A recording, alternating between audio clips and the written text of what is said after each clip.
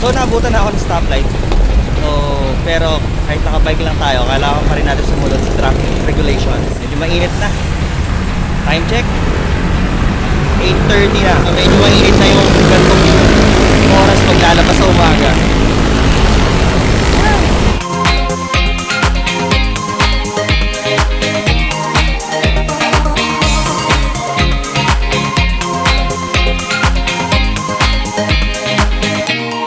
Tumabi pala ako kanina dahil kasi nakalimutan ko magsuot ng panlaban sa kaitiman.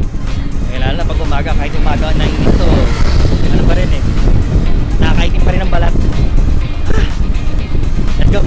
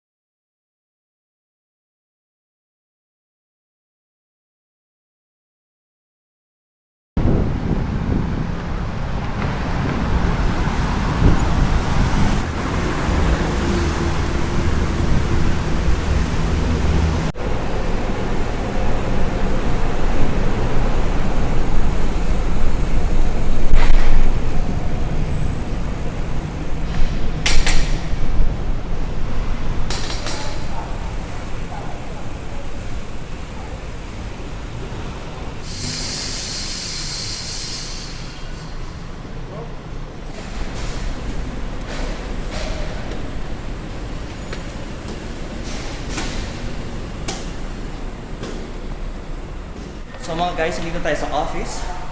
So kung nakikita nyo, medyo ako lang yung empleyado dito. Sa elevator. Tayo sa 8th floor.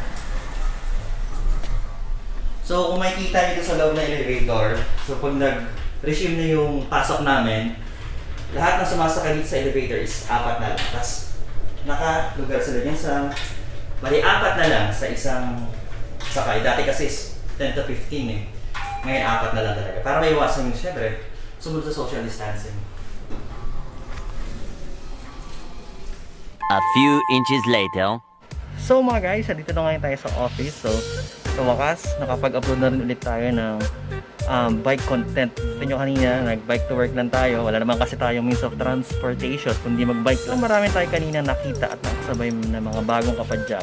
Siguro, payo ko lang sa mga bagong kapadyak, mga bagong siklistas. Siguraduhin nyo din na mag-invest din kayo ng helmet. Importante yan. Kanina ang dami natin nakitang mga nagbabike na walang helmet. So nandito tayo sa office. So ngayon, konti lang din ulit yung mga pumasok kasi nga dahil dun sa MECQ. So 50% lang ng workforce ang pwedeng pumasok. Tapos syempre dito sa office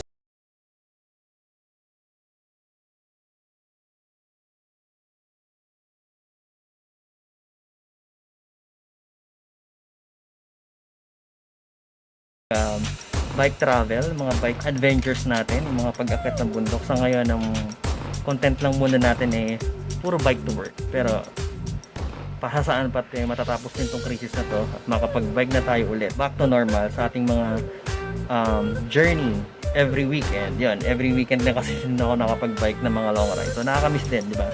So for sure yan, after ng crisis na to, nako, ang dami natin makikitang mga bagong kapadyak na makakasabay natin sa mga long rides, yan, sa mga trail pag-akit natin. Sigurado marami tayong makakasalamuhan yan. Kasi kita sa news, napakaraming bumili ng mga bike dun sa Quiapo. Nako,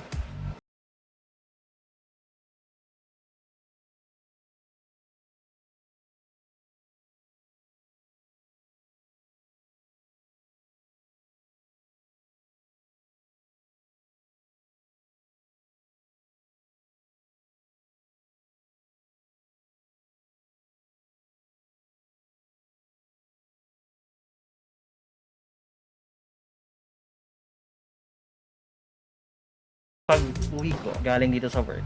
Okay? Sige, trabaho na muna. Let's go. 2 hours later.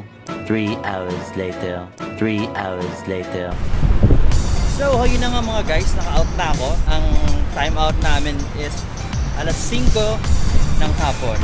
Siguro lahat mo siguro ng company hanggang alas 5 na yung PCQ. So, nasa overpass tayo. Patawid. Sa kabilang side ng EDSA.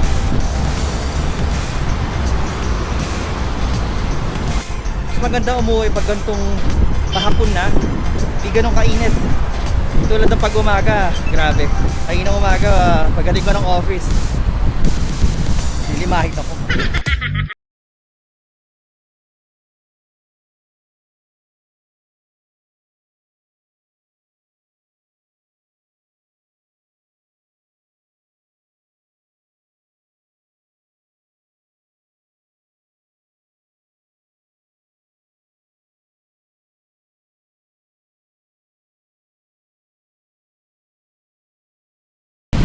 So ito na ang new normal mga guys. Dahil nating nakita mga nagbabike na walang helmet. Yan sana rin siguro bukod sa face mask. Dapat implementin nila sana sundin ng mga ibang nagbabike.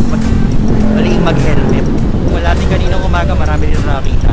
Siguro mga guys mag-invest tayo ng helmet. Siguro kahit sabihin natin medyo mahal basta matibay. Importante yun. Yun, ganun. Ganun dapat. Lagi tayo mag-helmet. Tapos kuya bumili lang ng merienda yan, naka-helmet pa. Dapat ganun dapat. Kaya sa mga bago pa lang nagbabike, ugaliin natin sa bike lane lagi dumaan. Kasi iba, mababasa mo nagigit na mga malalakas ang loob ng mga yon. Pero syempre, kaya nga ito ginawa ng bike lane eh, para maging safe yung mga nagbabike.